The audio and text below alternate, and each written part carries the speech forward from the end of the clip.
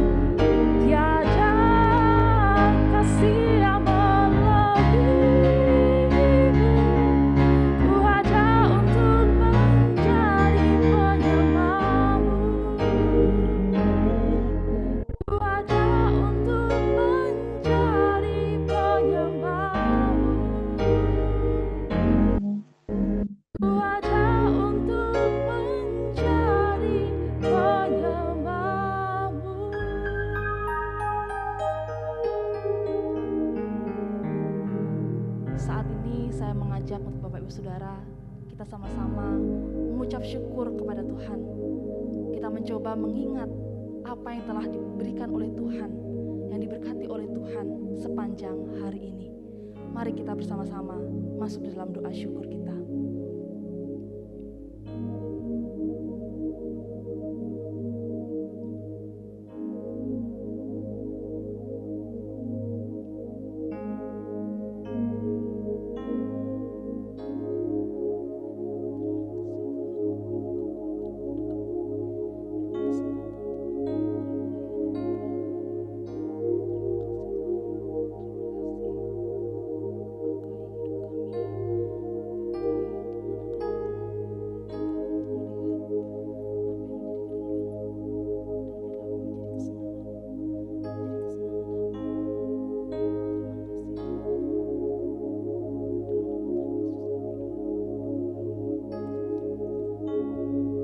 Selanjutnya kita juga akan bersama-sama menaikkan pokok doa syafaat kita. Yang pertama, kita akan berdoa untuk pemerintah kita. Berdoa kiranya PPKM yang diperpanjang ini dapat menurunkan kasus COVID di negara kita. Kita juga tetap berdoa kiranya Tuhan yang memberikan kekuatan bagi tenaga medis. Kiranya Tuhan memberikan kesehatan fisik dan kesehatan mental bagi mereka. Kita juga berdoa kiranya semua masyarakat termasuk kita boleh bersama-sama tetap mematuhi protokol. Mari kita berdoa dengan mengangkat suara. Mari kita berdoa. Tuhan, tak henti-hentinya kami berdoa Tuhan. Memohon Engkau Tuhan menolong kami Tuhan dan berbelas kasihan kepada kami dalam penanganan COVID ini Bapa. Kami bersyukur Tuhan dengan PPKM yang boleh berlangsung selama ini Bapa. Terima kasih juga Tuhan kalau Engkau boleh menurunkan kasus di negara kami. Dan kiranya Tuhan kasus COVID ini boleh terus menurun ya Bapa. Kiranya Tuhan Kau yang tolong kami juga boleh memiliki kesadaran Tuhan untuk menjaga kami, menjaga orang lain ya Bapa. Menjaga kesehatan kami yang ada ya Bapa. Sehingga penularan ini Tuhan boleh berhenti. Tuhan kami juga datang padamu Tuhan berdoa untuk setiap tenaga kesehatan yang saat ini Tuhan. Dari tahun lalu bulan Maret mereka terus berjuang ya Bapa untuk merawat pasien-pasien COVID. Kiranya Tuhan Kau berikan kekuatan kepada mereka ya Bapa. Engkau berikan kesehatan kepada mereka. Kiranya Tuhan damai sejahtera yang ada padamu Tuhan ada dalam diri mereka ya Bapa. Kiranya mereka tetap bersemangat dan memiliki kesehatan mental yang baik Tuhan dalam melayani pasien ya Bapa. Terima kasih Tuhan, terima kasih. Kami sungguh menyerahkannya ke dalam tangan kuasa-Mu. Amin.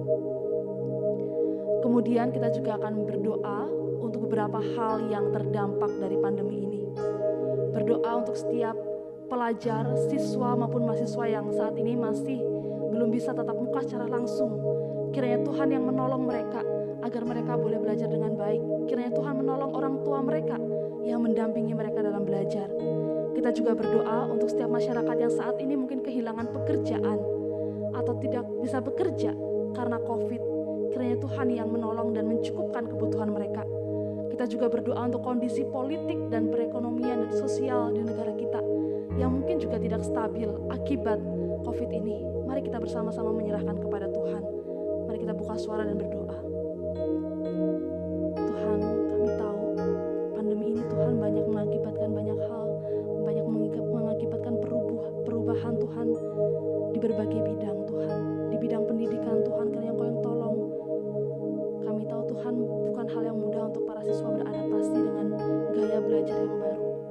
Mungkin membuat mereka mungkin tidak sungguh-sungguh atau membuat mereka malas Tuhan, tapi kami berdoa ya Bapak, kiranya Tuhan Kau yang tolong, kiranya mereka Tuhan boleh menyesuaikan diri mereka, beradaptasi dan bisa belajar meskipun dalam keadaan online. Engkau berkati guru-guru mereka Tuhan, Engkau berkati juga orang tua yang mendampingi mereka ya Bapak. Tuhan Kau berkati juga Tuhan, tolong kehidupan politik, perekonomian di negara kami Bapak. Kiranya Tuhan Kau yang tolong ya Bapak, kiranya Tuhan banyak hal yang mungkin terguncang di bidang politik dan ekonomi Bapak. Tapi Tuhan Kau yang berbelas kasihan, biarlah hal ini Tuhan tidak digunakan untuk orang-orang yang mencari kepentingan ya Bapak.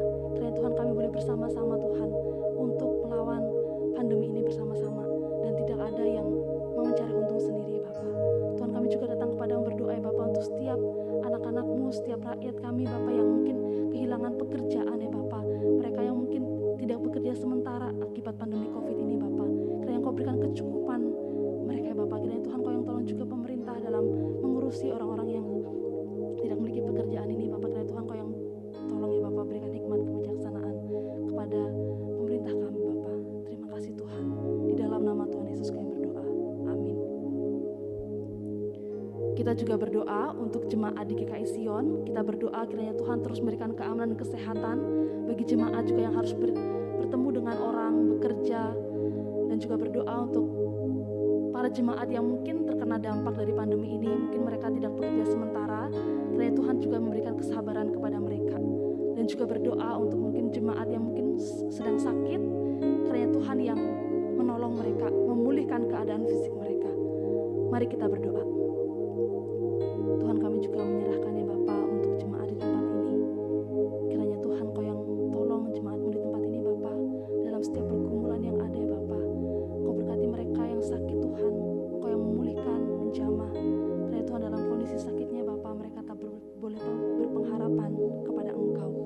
Kami juga berdoa ya Bapa untuk setiap jemaat yang mungkin harus bekerja dan bertemu dengan banyak orang. Kiranya Tuhan Kau yang tolong jagai mereka ya Bapa, agar mereka juga tidak tertular oleh virus ini. Mereka boleh menjaga sesuai protokol yang ada. Kami juga berdoa untuk setiap jemaat di tempat ini yang mungkin tidak bekerja karena COVID. Kiranya Tuhan Kau yang tolong sertai Tuhan, Kau berikan kecukupan bagi mereka ya Bapa, dan biarlah mereka juga tetap berpengharapan. Kami berdoa ya Bapa, kiranya dalam kesulitan ini Tuhan, membuat kami semakin bertumbuh dalam iman, membuat kami semakin dekat dengan Engkau, semakin mengenal Engkau ya Bapa, sehingga Tuhan melalui kesulitan ini Tuhan, kami tidak jauh daripada-Mu ya Bapa. Terima kasih Tuhan, di dalam nama Tuhan Yesus kami berdoa, amin. Kita juga akan berdoa untuk setiap mungkin pergumulan-pergumulan pribadi yang mungkin ada di dalam diri kita, menjadi beban dalam diri kita. Mari kita sama-sama serahkan kepada Tuhan. Kita berdoa di dalam hati kita, menyerahkan setiap pergumulan kita. Mari kita berdoa.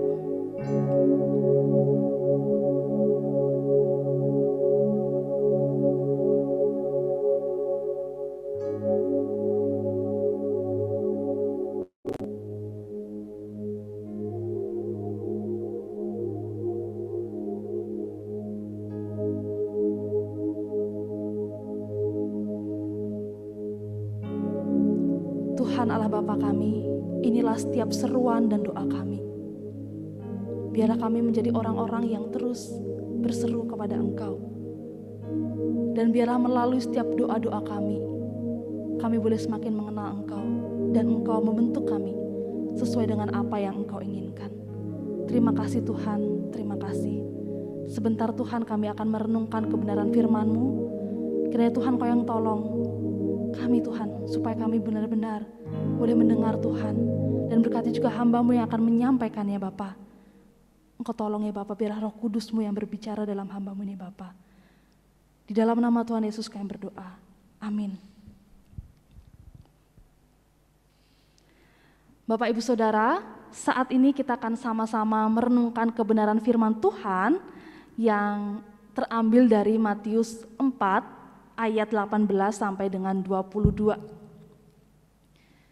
Kita akan bersama-sama pada malam hari ini akan belajar mengenai murid sejati. Kita belajar bagaimana menjadi seorang murid itu. Kita buka Matius 4 ayat 18 sampai dengan 22. Matius 4 ayat 18 sampai dengan 22. Saya akan membacakannya bagi Bapak Ibu dan Saudara sekalian. Yesus memanggil murid-murid yang pertama. Dan ketika Yesus sedang berjalan menyusur danau Galilea, ia melihat dua orang bersaudara, yaitu Simon yang disebut Petrus dan Andreas saudaranya. Mereka sedang menebarkan jala di danau sebab mereka penjala ikan. Yesus berkata kepada mereka, "Mari, ikutlah aku, dan kamu akan kujadikan penjala manusia." Lalu mereka pun segera meninggalkan jalannya dan mengikuti Dia. Dan setelah Yesus pergi dari sana, dilihatnya pula dua orang bersaudara, yaitu Yakobus anak Zebedeus dan Yohanes saudaranya, bersama ayah mereka, Zebedeus. sedang membereskan jala di dalam perahu. Yesus memanggil mereka dan mereka segera meninggalkan perahu serta ayahnya, lalu mengikuti dia. Bapak Ibu Saudara, mungkin kita saat ini bisa melihat gambar di layar kita. Di sana kita akan melihat ada 2 orang ya. Kalau kita lihat berat badannya sama, 60 kg. Dan mungkin juga tingginya sama. Tapi ada sesuatu yang membedakan kedua orang pada gambar ini.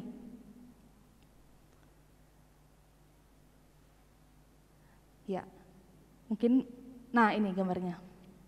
Nah, ini badannya sama, berat badannya sama, tinggi badannya juga sama. Tapi apakah yang membedakan kedua orang ini? Pasti dengan cepat kita memikir, isinya yang berbeda. Kalau kita melihat orang yang di sebelah kiri, pasti kita berpikir, wah ini orangnya berotot, pasti makanannya sehat, pasti dia rajin olahraga, dia nggak sembarangan untuk hidup, apa yang dia makan nggak sembarangan. Dan orang seperti ini kayaknya jarang sakit. Tapi ketika kita melihat orang yang di sebelah kanan, waduh kalau yang ini sepertinya isinya banyak lemak. Juga mungkin kita berpikir, waduh sepertinya ngeri ya kalau kita punya badan seperti ini. Akan banyak faktor risiko yang membuat kita bisa menderita sakit. Bisa diabetes, bisa jantung, kolesterol, dan lainnya. Kalau semisal gereja digambarkan dengan 2 gambar ini, kira-kira kita pilih yang mana? Pilih yang kiri atau pilih yang kanan? Saya rasa secara normal kita akan pilih yang kiri. Gereja yang seperti tubuh binaragawan ini. Artinya gereja yang tidak hanya banyak secara kuantitas, secara jumlah, tapi juga gereja yang berkualitas. Seperti tubuh yang di sebelah kiri ini. Dan ini juga yang diinginkan oleh Yesus kita. Yesus juga gak menginginkan pengikut yang banyak, tapi Yesus juga menginginkan pengikut yang berkualitas, yaitu menjadi seorang murid. Dan pada saat ini di perikop yang barusan tadi kita baca, kita akan melihat seperti apa sih murid itu, apa profil murid itu. Ya, setting tempat ketika Yesus memanggil muridnya itu berada di sebuah danau, yaitu Danau Galilea. Sebuah penafsiran menyatakan bahwa danau ini danau yang ikannya. Oleh karena itu memang ada nelayan di sana dan bahkan mungkin nelayan merupakan pekerjaan utama orang-orang yang hidup di Danau Galilea. Waktu itu Yesus berjalan-jalan menyusuri Danau Galilea dan dia bertemu dengan 2 orang nelayan, Simon Petrus dan Andreas. Kemudian Yesus mendekati mereka dan bertanya, dan mengajaknya, mari ikutlah aku dan kamu akan kujadikan penjala manusia. Bapak Ibu, kalau kita menjadi Simon Petrus dan Andreas mungkin kita berpikir bingung kali ya. Kan pekerjaan saya sebagai nelayan, penjala ikan, kok tiba-tiba ada orang yang mengajak saya menjadi penjala manusia. Mungkin kita berpikir ini ajakan yang aneh, ajakan yang membingungkan, apa maksudnya? Tapi nampaknya Simon Petrus dan Andreas ini tidak seperti yang kita bayangkan. Mereka malah meresponi ajakan Yesus ini dengan segera mengikut Tuhan, segera mengikut Yesus dan meninggalkan jalan mereka. Kira-kira kenapa? Apakah mereka sudah mengerti arti penjala manusia itu? Kenapa mereka bisa segera ikut Yesus pada saat itu? Ternyata kalau kita baca di Injil Yohanes, kita akan mengetahui bahwa ternyata Andreas itu merupakan murid dari Yohanes Pembaptis. Dan Yohanes Pembaptis telah menceritakan kepada Andreas, siapakah Yesus? Yesus adalah Mesias. Sehingga kurang lebih Andreas mengenal tentang Yesus dari Yohanes ini. Dan mungkin juga Andreas telah menceritakan kepada Simon Petrus tentang siapakah Yesus itu.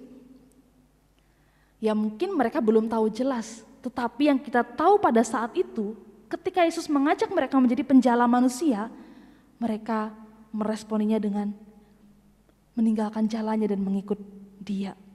Meskipun mereka nggak tahu nanti ke depannya sebagai penjala manusia itu seperti apa, bagaimana kehidupan mereka. Mereka rela meninggalkan pekerjaannya dan mengikut Yesus. Kemudian tidak hanya Petrus dan Andreas, Yesus berjalan lagi dan ia menemukan 2 orang nelayan lagi.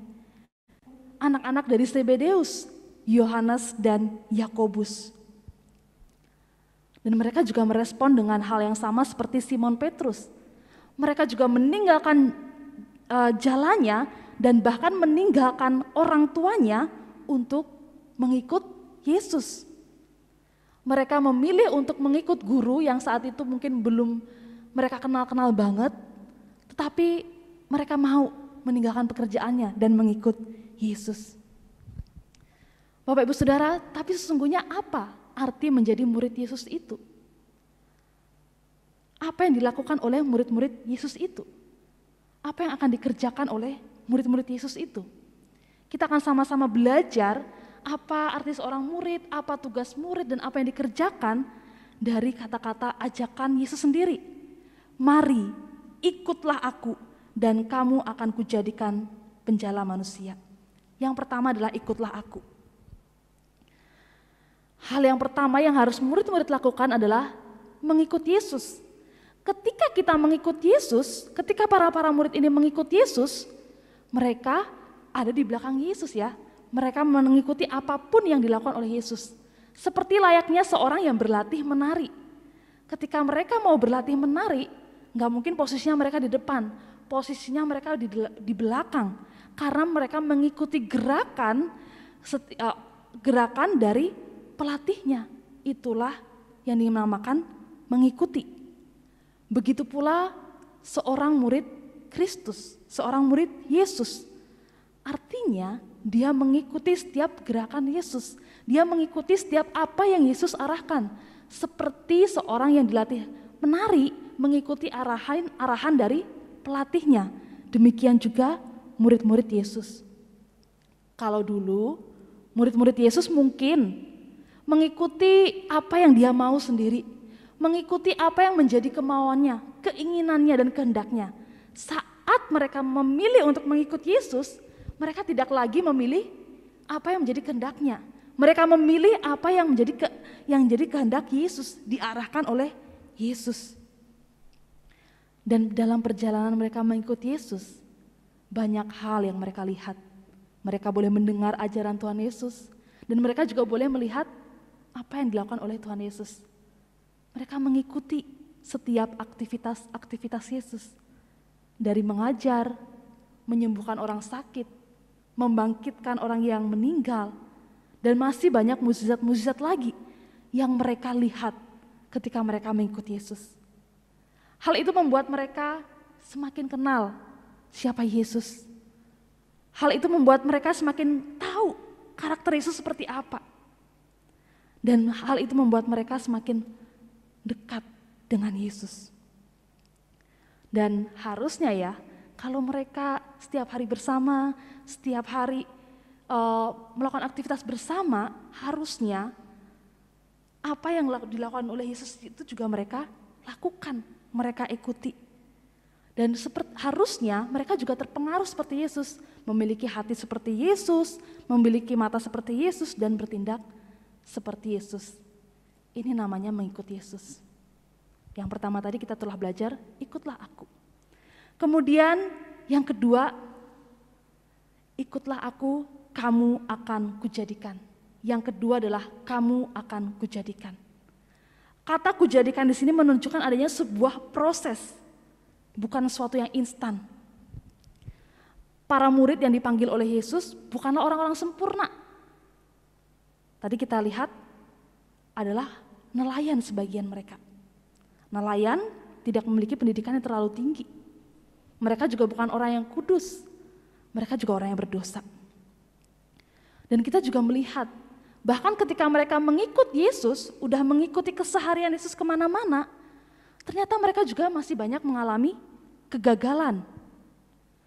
Mereka kadang tidak mengasihi seperti Yesus mengasihi orang berdosa. Mereka menganggap rendah orang berdosa. Mereka menganggap rendah pemungut cukai. Dan mungkin juga mereka kadang tidak memiliki hati seperti hati Yesus. Atau bahkan kadang mereka juga meragukan Yesus, tidak percaya sama Yesus. Ternyata orang-orang yang seperti inilah yang dipanggil Yesus, bukan orang yang sempurna. Tetapi Yesus ingin membentuk mereka. Yesus memanggil para murid ini untuk membentuk mereka, supaya mereka tahu kerinduan Yesus, supaya mereka tahu visi dari Yesus itu sendiri. Dan harapannya ketika mereka dibentuk, hati mereka diubahkan. Kehidupan lama mereka juga berubah. Kebiasaan-kebiasaan lama mereka diubahkan di dalam Yesus. Cara hidup lama yang mungkin keegoisan, kemalasan, diubahkan ketika mereka mengikut Yesus. Hati mereka diubahkan, kerinduan mereka diubahkan. Dan bahkan dengan dibentuk ini harapannya adalah para murid ini dapat memiliki keinginan dan apapun yang dikerjakan semua tujuannya adalah untuk Yesus. Dan akhirnya mereka menjadi rekan sekerjanya Yesus, rekan sekerja Allah yang menjalankan visi Allah. Apakah visi Allah itu? Yaitu yang ketiga, penjala manusia. Tujuannya adalah sebagai penjala manusia. Inilah tugas terakhir para murid Yesus ketika mereka hidupnya sudah diubahkan. Ketika mereka telah belajar untuk meninggalkan dosa lama mereka, ketika mereka telah berubah, ketika mereka semakin hari semakin dekat dengan semakin mirip dengan Yesus, mereka juga memiliki tugas untuk sebagai penjala manusia. Dan inilah yang dinamakan sebagai rekan kerja Allah yang mengerjakan visinya bersama-sama. Yaitu menjadi penjala manusia di dunia ini. Artinya menjadikan semua bangsa jadi murid. Selama itu para murid sudah mengalami bagaimana dia dimuridkan oleh Yesus. Bagaimana mereka menerima pengajaran dari Yesus. Tapi tidak berhenti di situ. Para murid ini juga memiliki tugas sama seperti apa yang telah Yesus lakukan kepada mereka, harus mereka lakukan kepada orang lain yang belum percaya, yang belum mengenal Yesus. Para murid yang sudah hidup bersama-sama dengan Yesus ini memiliki tugas untuk membawa orang-orang juga semakin kenal Yesus, membawa orang-orang mengenal Yesus, berproses dengan Yesus, dan kembali lagi mereka menjadi pemurid dan mencari murid lagi. Begitu seterusnya. Menjadi murid, terus kemudian dia pemurid, memuridkan kembali dan mencari murid-murid yang lain lagi yang belum percaya dengan Yesus. Dan hingga pada akhirnya kita melihat bisa semua orang memiliki gambar dan rupa seperti Kristus, mirip sama Kristus, serupa dengan Kristus. Bukankah juga ini merupakan tujuan awal ketika manusia diciptakan? Manusia diciptakan segambar dan serupa dengan Allah. Dan manusia diberikan tujuan untuk beranak cucu. Beranak cucu di sini bukan hanya bertambah banyak jumlahnya, tapi juga bertambah banyak orang yang semakin serupa dan segambar dengan Allah. Menjadi seorang penjala manusia, menjadikan semua bangsa murid, itu sudah ada sejak di perjanjian lama. Dan bahkan Yesus juga menegaskan kembali ketika dia sebelum naik ke surga. Di Matius 28 ayat 18 sampai dengan 20 di sana dikatakan, Yesus mendekati mereka dan berkata, "Kepadaku telah diberikan segala kuasa di sorga dan di bumi. Karena itu pergilah, jadikanlah semua bangsa muridku dan baptislah mereka dalam nama Bapa dan Anak dan Roh Kudus. Dan ajarlah mereka melakukan segala sesuatu yang telah kuperintahkan kepadamu. Dan ketahuilah, aku menyertai kamu senantiasa kepada akhir zaman." Kita melihat ternyata apa yang direncanakan Tuhan itu berlanjut gitu. Dari sejak awal penciptaan, Allah menginginkan orang-orang itu menjadi segambar dan serupa dengan Allah. Kemudian ketika Yesus datang ke dunia, Yesus juga menjadikan orang-orang ini segambar dan serupa dengannya dengan cara memuridkan. Yesus memanggil ke-12 orang murid itu dibentuk supaya mereka segambar dan serupa dengan Allah, memiliki hati seperti Allah. Kemudian ketika Yesus akan pergi naik ke surga, Yesus menitipkan pesan ini kepada muridnya, supaya pesan ini sampai kepada kita, supaya mereka memuridkan dan sampai juga memuridkan kepada diri kita. Bapak Ibu Saudara, bukankah kita sekarang juga merupakan orang-orang yang mengikut Kristus, orang Kristen? Tapi yang menjadi pertanyaannya, apakah kita sudah sungguh-sungguh menjadi murid Yesus? Tuhan gak pengen orang-orang yang hanya mengidolakannya, tapi dia juga ingin supaya kita menjadi muridnya. Ada perbedaan Bapak Ibu Saudara antara orang-orang yang berbondong-bondong melihat mujizat Yesus dan takjub dengan perbuatan-perbuatan Tuhan Yesus dan pengajarannya, dan para murid. Berbeda antara orang berbondong-bondong itu dan para murid. Tuhan gak pengen kita seperti orang yang berbondong-bondong hanya takjub dan melihat. Tuhan pengen kita menjadi seorang murid. Yang pertama-tama kita harus lakukan sebagai orang murid adalah sungguh-sungguh menjadi pengikut Yesus. Ikut Dia, mengikut Yesus. Artinya bukan diri kita yang memimpin, tapi Allah yang memimpin kita. Hidup kita bukan lagi kita yang mengendalikan, tetapi membiarkan Allah, Yesus kita menjadi pengemudinya. Dialah nahkoda kita. Kemana saja Dia pimpin, kita harus ikuti. Dan bukan hanya ngerti Tuhan maunya ini, Tuhan maunya itu, Tuhan senang kalau seperti ini, Tuhan senang kalau seperti itu. Bukan hanya ngerti, tapi mengikuti itu aktif, harus dilakukan. Harus dikerjakan. Bagaimana cara kita mengikuti Yesus? Yang pertama, untuk mengerti kita perlu membaca firman Tuhan. Dan tidak hanya membaca, mengerti, tetapi harus melakukan. Kita tidak bisa menjadi murid Yesus jika hanya mengerti tetapi tidak melakukan.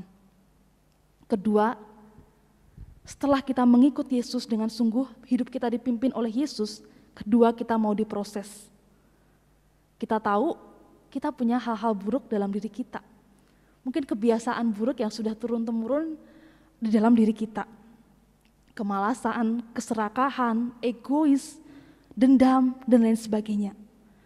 Kalau kita mau jadi murid Yesus, kita harus berusaha membuang hal-hal yang buruk itu. Tidak membiarkannya tinggal terus di dalam diri kita. Kita harus mau diubahkan. Jangan sampai kita menjadi murid yang bebal. Dan dalam segala proses itu, kita berharap secara bertahap kita diubahkan. Semakin serupa dengan Kristus.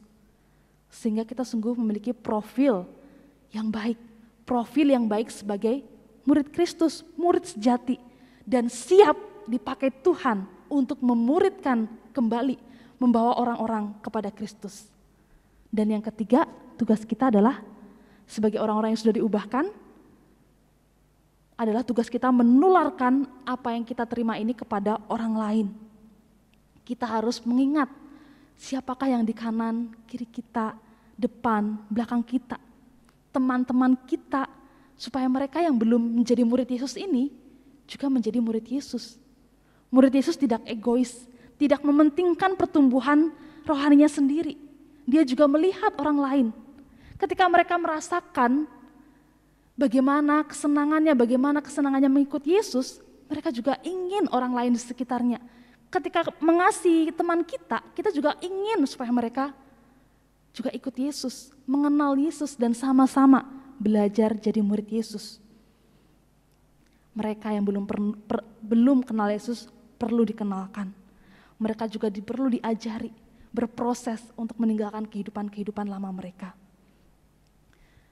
Bapak Ibu Saudara, kalau ketiga poin tadi kita lakukan, rasanya kalau ini semua sudah dilakukan oleh orang Kristen di seluruh dunia, semua melakukan ini, rasanya misi Allah akan cepat terselesaikan.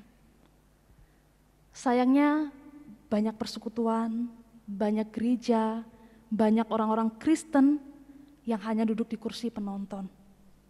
Mereka hanya diam, pulang ke gereja tanpa perubahan hidup. Bahkan cara hidup mereka kerap kali sama dengan cara hidup orang-orang di luar sana. Kita saat ini sudah mengetahui kebenaran ini. Dan kita sebagai penerus-penerus gereja, kita juga harus belajar bersama-sama menjadi murid yang sejati. Yang mengikuti Yesus, berproses di dalamnya, dan menjadi pemurid kembali.